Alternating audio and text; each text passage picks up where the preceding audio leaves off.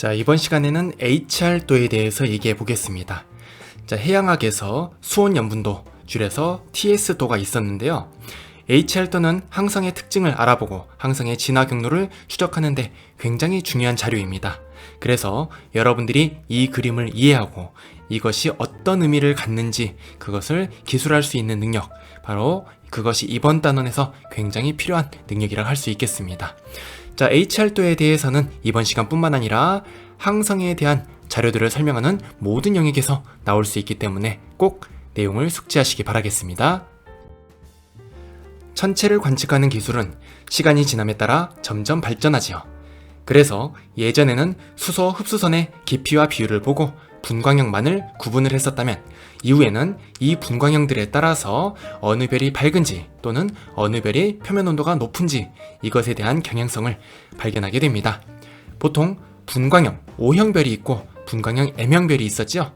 지난번에 O형별의 색깔이 푸르고 M형별의 색깔이 붉다는 사실을 알고 있을 것입니다. 자, 그 경향성을 따라서 O형별은 M형별보다 밝고 표면 온도가 높고 질량이 큰 경향성을 발견하게 되었었죠.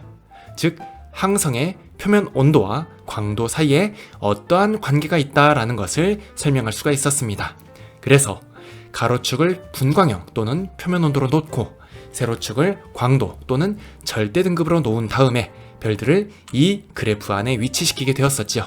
그랬더니 몇 가지 별들의 그룹이 나오는 것을 확인할 수 있었습니다. 바로 이러한 도표와 이러한 그룹을 제안한 사람들이 있었습니다. 헤르츠스프룽이라는 사람과 러셀이라는 사람이었었죠. 그래서 이 사람들의 이름, 머리 글자를 따서 도표를 HR도라고 이름 붙이게 되었습니다. 헤르츠스프룽과 러셀은 비슷한 시기에 비슷한 2차원의 표로 항성을 분류했기 때문에 두 사람의 이름을 동시에 붙이게 되었었죠.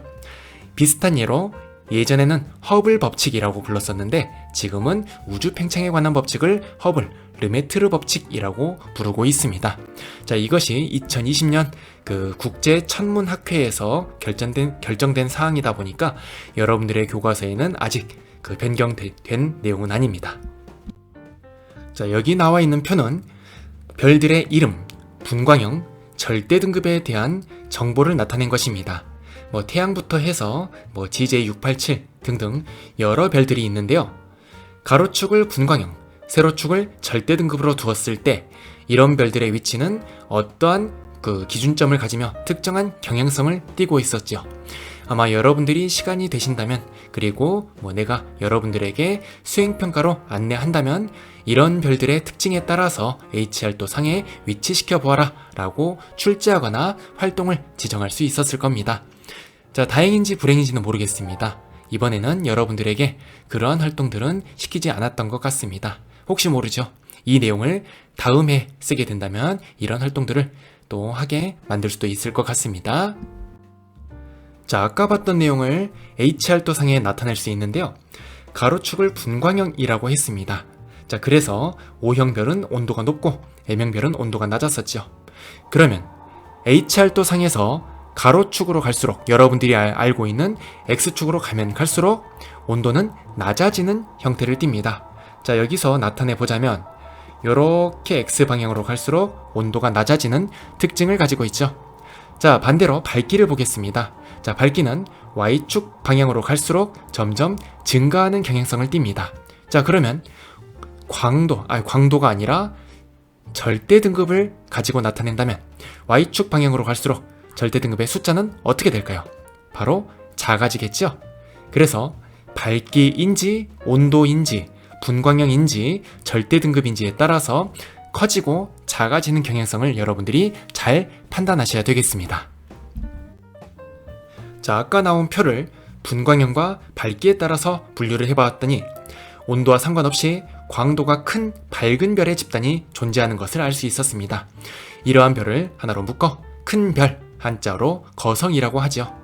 반대로 온도가 높아도 광도가 작은 어두운 집단이 존재했습니다. 이러한 별들의 그룹을 가리켜 작은 별, 한자로 외성이라고 구분 지을 수 있습니다. 왜 온도와 상관없이 밝은 별이, 온도와 상관없이 어두운 별이 존재하는지는 별의 크기에 따라서 지난번에 광도 공식을 통해서 알아볼 수가 있었죠. 1번 내용 정리하겠습니다.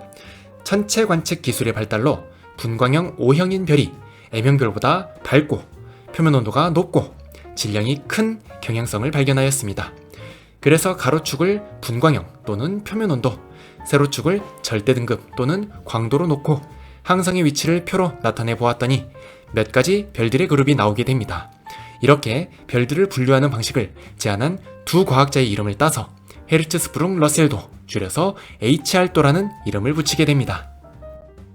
HR도상에 별들의 물리량을 찍어 보았더니 온도와 상관없이 광도가 큰 집단이 존재합니다. 이들은 대부분 크기가 크므로 거성 그룹으로 불렸습니다. 반면 온도가 높아도 광도가 작은 집단이 존재합니다. 대부분 크기가 작아 외성 그룹으로 불립니다. 그러면 HR도상 별들의 그룹과 그 특징을 이야기해 보겠습니다. 자, 이 그림이 HR도상의 별들의 특징들을 나타낸 것인데요. 자, 아까 온도와 상관없이 밝은 그룹, 바로 요 그룹들이 있었죠? 바로 여기를 거성 그룹이라고 불렀습니다. 반대로 온도와 상관없이 어두운 그룹이 있었습니다. 여기를 외성 그룹이라 하는데요. 외성은 대부분 온도가 높아서 흰색 또는 푸른색 계열로 보입니다. 그래서 그 이름을 백색 외성이라고도 불리죠. 뒤에서도 나오겠지만 주기율별의 HR도상에서 왼쪽 위에서 오른쪽 아래로 가는 별들의 그룹이 있는데 바로 여기를 주계열성이라고 합니다. 주계열성은 전체 별의 90% 이상을 차지하고 있죠. 자, 여기도 HR도들을 나타낸 것인데요. 왼쪽과 오른쪽에 보면 그 색깔이 조금씩 다른 컬러풀한 계열의 표를 볼 수 있습니다. 바로 이것은 표면 온도에 따른 색깔을 나타낸 것인데요. HR도에서 왼쪽으로 갈수록 색깔이 푸른색 계열을 띈다. 그리고 오른쪽으로 갈수록 붉은색 계열의 별이다 라는 것을 나타내기 위한 도표입니다. 자, 여러분들이 보시고 이렇게 HR도의 별들을 나타낼 수 있구나 라는 것을 알아두시면 되겠습니다. 별들을 HR도상에 나타내보면 가장 많은 별들이 위치한 영역이 있습니다. 바로 왼쪽 위에서부터 오른쪽 아래까지 이어진 영역인데요. 여기에 있는 별들은 전체 별의 90% 정도를 차지합니다. 그 이상이라고도 할 수 있죠. 이러한 별들을 가리켜 주계열성이라고 합니다. 영어로는 메인 시퀀스라고 하지요. 메인이라는 말이 들어가다 보니까 전체 별들의 주된 영역이다 라고 보시면 되겠습니다. 이러한 별들은 중심부에서 수소 핵융합 반응이 일어나고 있습니다. 다시 말해 주계열성은 중심부에서 수소 핵융합 반응이 일어나는 별이다 라고 정의할 수 있습니다. 이 별들은 표면 온도가 높을수록 그 반지름이 크고 중심부의 온도도 높습니다. 그리고 반지름이 크다라는 것은 결국 크기가 크다는 말도 되겠죠? 그래서 밝기, 광도가 크다고도 할 수 있습니다. 반면 수명이 짧고 밀도가 작고 색지수가 작다는 특징을 가지고 있죠. 자, 그래서 표면 온도가 높을수록 커지는 물리량, 그리고 작아지는 물리량을 여러분들이 잘 구분을 하시는 것이 문제를 풀 때 큰 도움이 될 것입니다. 태양 같은 경우는 G2형 분광형을 가집니다. 그래서 5800켈빈의 표면 온도가 나오죠. 절대 등급은 플러스 4.8등성입니다. 시리우스도 주계열성인데요. 시리우스는 A1형의 분광형을 가지고 있습니다. 그래서 태양보다 표면 온도가 높은 10,000켈빈을 가지고 있죠. 자, 태양보다 표면 온도가 높다, 주계열성이다 라는 것은 그만큼 밝은 별이란 말이 되겠죠. 그래서 밝기는 플러스 1.5등성이라고 알려져 있습니다. 스피카라는 별이 있습니다. 이 별의 분광형은 B2형입니다.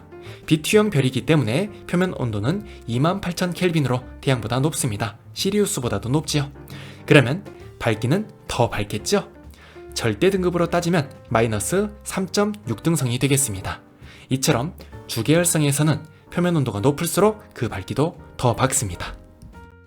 자, 교재 3번 보겠습니다. 대부분의 별들은 HR도의 왼쪽 위에서 오른쪽 아래까지 이어진 영역에 존재합니다. 90% 이상의 별들로 이 그룹을 주계열성이라고 합니다.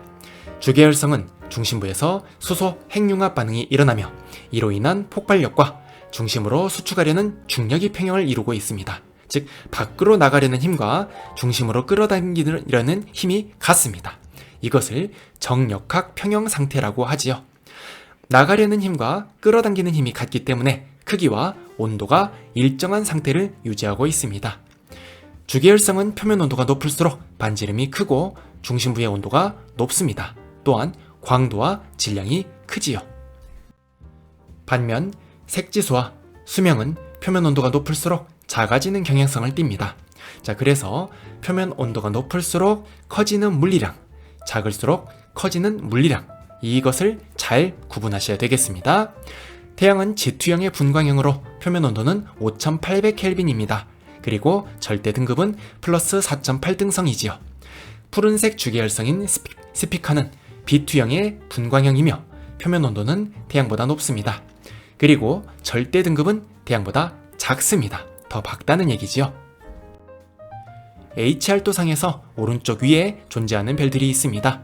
이 별들은 큰 별들의 집단이지요. 그래서 거성이라고 부릅니다.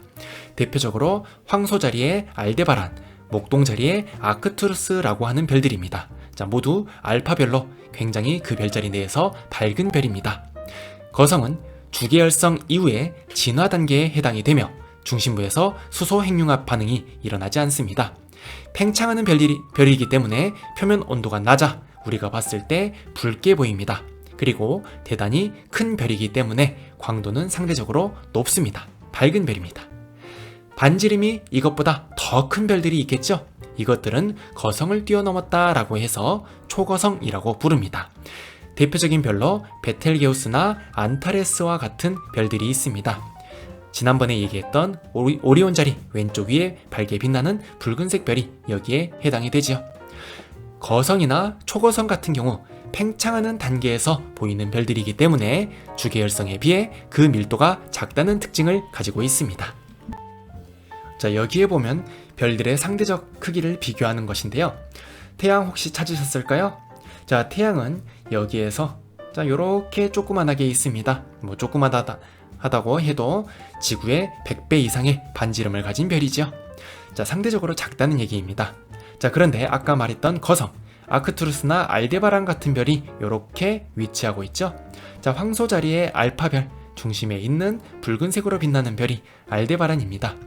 자, 그리고 이 옆에는 안타레스와 베텔게우스와 같은 별이 있는데 초거성이라고 했습니다. 베텔게우스는 오리온 자리 왼쪽 위에서 밝게 빛나는 별입니다. 태양과 비교해 봤을 때 굉장히 큰 크기를 가지고 있는 것을 확인할 수 있습니다. 자, 물론 더 큰 별들도 존재하겠죠. 자, 왼쪽에 보면 목성이 있습니다. 그리고 목성보다 큰 태양이 존재하지요. 태양의 반지름은 목성의 약 10배 정도 됩니다. 그보다 조금 더 큰 별, 시리우스 이런 것들이 있죠. 자, 왼쪽 위에 보면은 시리우스를 기점으로 해서 알데바란까지 나타나 있습니다. 보통 붉은색 계열로 가고 있죠. 자, 왼쪽 아래를 보면 이것보다 더 큰 안타레스, 베텔게우스가 있죠. 그리고 오른쪽 아래에 보면 베텔게우스보다 더 큰 VY 카니스 메이저리스라는 별들이 있습니다. 이 별은 태양 반지름의 약 2700배까지도 큰 별이라고 할 수 있습니다. 리게를 제외하고 대부분 붉은색 계열의 별로 이것이 거성, 초거성의 그룹에 속한다는 것을 확인하시면 좋을 것 같습니다. 자, 4번입니다. HR도의 오른쪽 위 영역은 온도는 낮으나 가장 밝은 별들의 그룹입니다. 이는 반지름이 크기 때문이며 이와 같은 항성 그룹을 거성이라고 합니다. 알데바란이나 아크투루스와 같은 붉은색 별이 많아 적색 거성이라고도 합니다. 주계열성 이후의 진화 단계로 중심부에서 수소 핵융합 반응이 일어나지 않습니다. 그래서 중심부 핵융합의 종류로 주계열성과 다른 별들을 구분하는 문제가 출제될 수 있습니다. 예를 들어 중심부에서 수소 핵융합이 일어나는 별, 이것은 주계열성이죠. 만약에 거성 또는 초거성의 별들의 예를 주고 기억, 중심부에서 수소 핵융합 반응이 일어난다, 이렇게 보기를 줄 수도 있는 것이죠. 당연히 틀린 설명이 되겠습니다. 아무튼 이렇게 구분하는 문제가 출제될 수 있기 때문에 중심부에서 수소 핵융합이 일어나는지 여부에 따라서 주계열성 또는 거성 또는 뒤에서 배우는 외성 계열을 구분할 수 있어야 되겠습니다. 온도가 낮은 M형 별들 중에서도 반지름이 커서 밝은 별들을 초거성이라고 합니다. 베텔게우스나 안타레스와 같은 별들이 있지요. 급격한 팽창으로 나타나는 별들이기 때문에 주계열성 B의 밀도는 작습니다. H알도상에서 왼쪽 아래에 위치한 별들의 그룹이 있었죠. 이러한 별들은 표면 온도가 높음에도 불구하고 어두운 별이었습니다. 자, 왜 그럴까요? 광도식에 따르면 반지름이 작기 때문입니다. 대표적인 별로 시리우스 B가 있는데 이렇게 작은 별을 가리켜 외성이라고 합니다. 외성들의 표면 온도는 높기 때문에 흰색 또는 푸른색 계열의 그 색을 나타내고 있습니다. 그래서 백색 외성이라고도 하죠. 시리우스 B 같은 경우는 표면 온도는 높으나 광도는 작기 때문에 지구 크기의 사이즈를 가지고 있더라도 태양의 질량을 가지고 있습니다. 지구의 크기이지만 태양의 질량이라는 것은 밀도가 크다는 말이죠. 실제로 이 별은 태양보다 100만 배나 되는 밀도를 가지고 있습니다. 자, 옆에서 로라고 나와 있는데요. 로는 그리스 문자로 천문학에서는 밀도를 나타내는 그런 문자가 되겠습니다. 자, 옆에 동그라미 해서 H 안에 들어있죠? 바로 이것이 태양을 나타내는 그러한 모습이라 할 수 있습니다. 태양은 보통 이렇게 많이 쓰입니다. 동그라미 안에 점이 표현되어 있죠. 그래서 이 문자가 있으면 이게 태양이구나 라고 파악하시면 되겠습니다. 겨울철에 여러분들이 오리온 자리를 쉽게 찾을 수 있을 겁니다. 오리온 자리의 삼태성을 찾고 그것을 왼쪽으로 쭉 연장하다 보면 밝은 별들이 보이는데요. 바로 이것이 밤하늘에서 가장 밝은 별, 그러니까 항성이라 할 수 있는 시리우스라고 할 수 있습니다. 시리우스는 자세히 보면 시리우스 A와 시리우스 B로 나누어지는데요. 시리우스 B는 아까 말했던 것처럼 그 크기는 지구 정도이지만 그 질량이 태양과 비슷합니다. 바로 백색 외성이지요. 백색 외성이기 때문에 우리가 봤을 때 색깔은 흰색 또는 푸른색 계열을 띠고 있습니다. 그래서 여러분들이 이와 같은 별들이 있다, 외성이 있구나 또는 거성이 있구나 라는 것을 H알도상에서 잘 찾아내시면 좋을 것 같습니다. 자, 5번입니다. 반면 H알도의 왼쪽 아래 영역은 온도가 높지만 밝기가 어두운 별들의 그룹입니다. 이는 반지름이 작기 때문이며 이 그룹의 별을 외성이라고 합니다. 온도가 높아 흰색으로 보여 백색 외성이라고도 합니다. 시리우스 B와 같은 별들은 지구 정도의 크기에 태양 질량을 가진 백색 외성으로 그 밀도는 큽니다. H알도의 별들을 그 특징에 따라 분류해 볼 수 있습니다. 그러면 반대로 H알도상의 별의 위치를 알면 크기, 절대 등급, 질량 등을 추정해 볼 수 있습니다. 시간이 지남에 따라 별들은 H알도상에서 그 위치가 달라집니다. 그래서 어떠한 별의 진화에 대한 정보를 제공하는 것 역시 H알도라고 할 수 있겠습니다. H알도를 통해 별들을 특징에 따라 분류할 수 있습니다. 특히 주계열성의 경우 분광형을 알면 항성의 크기와 절대 등급을 추정할 수 있습니다. 그리고 성단으로부터 자료 등을 통해 항성의 진화에 대한 정보를 제공하고 이를 도표에 나타낼 수 있습니다. 지난번에 봤던 H알도상에서 모건 키넛, 광도 등급을 나누어 본 것인데요. 여러분들이 봤을 때 1그룹, 2그룹, 3그룹, 4그룹은 H알도상의 오른쪽 위쪽에 주로 존재합니다. 그래서 이러한 별들의 그룹을 가리켜 거성이라고 합니다. 자, 그 다음엔 5그룹이 있는데요. 5그룹은 왼쪽 위에서 오른쪽 아래까지 긴 직선 형태로 나타나 있습니다. 직선보다는 곡선이라고 표현하는 것이 좀 더 맞겠네요. 이러한 별들을 가리켜 주계열성이라고 합니다. 주계열성 아래에는 6그룹과 7그룹이 있는데요. 여기를 외성 그룹이라고 하지요. 정리하면 1부터 4는 거성, 5는 주계열성, 6, 7은 외성이라고 할 수 있겠습니다. 이래서 7로 갈수록 별들의 반지름은 작아지는 경향성을 띱니다. H알도상의 별의 그룹을 모건 키넌 분류법에 의해 구분해보면 가장 위에서부터 1그룹이고 가장 아래에 7그룹이 있습니다. 1그룹은 밝은 초거성 영역이고 4그룹은 준거성 그룹으로 이들을 묶어 거성 그룹이라고 합니다. 5그룹은 주계열성 그룹이고 6과 7그룹은 각각 준외성, 외성 그룹입니다. 모건 키넌 분류법에서 계급이 커질수록 항성의 크기가 작아지는 경향성을 가집니다. 자, 문제 풀어보겠습니다. 그림은 H알도의 별 A부터 E를 나타낸 것입니다. 이에 대한 설명으로 옳은 것을 골라보겠습니다. 기억, A는 백색 외성이다. 자, A는 H알도상의 오른쪽 위에 위치하고 있습니다. 그럼 얘는 거성 계열이 되겠죠? 자, 니은 광도는 B보다 C가 작다. 자, B의 광도 절대 등급이 C보다 작습니다. 절대 등급이 작다는 것은 광도가 크다는 말이죠. 이처럼 광도와 절대 등급의 관계에 대해서 여러분들이 헷갈리시면 안 됩니다. 자, 그래서 니은 설명은 맞지 않습니다.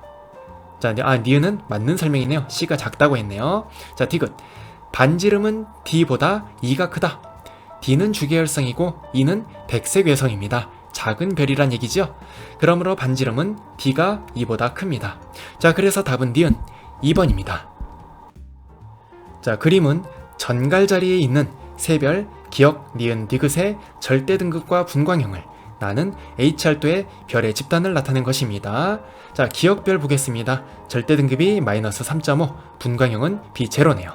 자, 그러면 이 별의 위치는 한 요정도 표시가 되겠습니다. 요쯤에 있겠네요. 자, 두 번째 별 보겠습니다. 절대 등급은 마이너스 5.3, 분광형은 M1입니다. 자, 그러면 이 별의 여기쯤에 표시가 될 것입니다. 자, 여기가 기역, 여기가 니은별의 H알도상 위치입니다. 자, 디귿 보겠습니다. 절대 등급은 플러스 0.8, 분광형은 K2입니다. 자, 그러면 이 별의 위치는 한 요정도 위치하고 있겠습니다. 자, 그래서 디귿별의 위치가 요쯤에 있을 것입니다. 자, 별 기역, 니은, 디귿에 대한 옳은 설명만을 보기에서 골라보겠습니다. 기역, 동그라미 기역은 주계열성이다. 자, 표시된 위치가 맞죠? 자, 니은, 동그라미 니은은 파란색으로 관측된다. 니은별의 분광형은 M형이었죠? 그래서 붉은색으로 관측이 될 것입니다. 디귿, 반지름은 동그라미 디귿이 가장 크다. 디귿은 적색 거성, 니은은 초거성이었습니다. 그러므로 반지름은 니은이 가장 클 것입니다. 그래서 답은 1번입니다. 자, 그림은 태양과 별 기역부터 리을을 광도 계급과 함께 H알도에 나타낸 것입니다. 이에 대한 설명으로 옳은 것을 고르는 문제네요. 옳지 않은 것보다 옳은 것을 고르는 게 더 어려운 문제죠.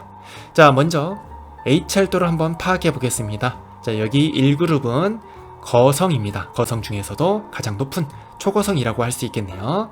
그리고 2, 3그룹은 그냥 거성, 4그룹은 준거성, 5그룹은 주계열성, 6그룹은 준외성, 7그룹은 외성 그룹이라고 볼 수 있겠습니다. 자, 1번 동그라미 기역은 초거성이다. 자, 동그라미 기역은 이 그룹에 속해 있습니다. 그래서 초거성이라기보다는 거성 그룹이라 할 수 있겠습니다. 니은, 표면 온도는 기역보다 니은이 높다. 자, 기역의 분광형은 B형에서 A형 사이입니다. 그리고 니은은 K에서 M형 사이죠. 그러므로 표면 온도는 기역이 니은보다 높습니다. 자, 3번 반지름은 니은보다 디귿이 크다. 자, 니은은 초거성 그룹입니다. 그리고 디귿은 외성 그룹이죠. 그래서 반지름은 니은이 훨씬 큽니다. 자, 4번 평균 밀도는 디귿보다 리을이 크다. 자, 디귿은 외성, 리을은 주계열성입니다. 자, 지난번에 시리우스 B 봤었죠? 시리우스 B는 지구 정도의 크기에 태양 정도의 질량을 가진다고 했습니다. 그러므로 이것의 밀도는 훨씬 크지요. 외성이 주계열성보다 훨씬 크고 주계열성이 거성보다 훨씬 큽니다. 자, 즉 외성으로 갈수록 평균 밀도는 커진다고 할 수 있습니다. 자, 그래서 4번도 맞지 않습니다. 그러므로 답은 5번입니다. 5번 보겠습니다. 주계열 단계에 머무는 시간은 태양보다 리을이 길다. 태양과 리을 모두 주계열성이죠. 주계열성에서는 표면 온도가 낮을수록 그 연령이 수명이 길다고 했습니다. 태양과 리을을 비교해 봤을 때 표면 온도 리을이 더 낮습니다. 그러므로 주계열 단계에 머무르는 시간 뿐만 아니라 별에 예상되는 수명 역시 리을이 더 깁니다. 자, 그래서 5번이 맞습니다. 다음 시간에는 항성의 일생에 대해서 얘기해 보겠습니다. 1학년 통합과학 시간에 배웠던 만큼 수월하게 다시 한번 짚어볼 수 있지 않을까 하는 기대를 갖습니다. 긴 시간 동안 들어주시느라 대단히 수고 많으셨습니다. 감사합니다.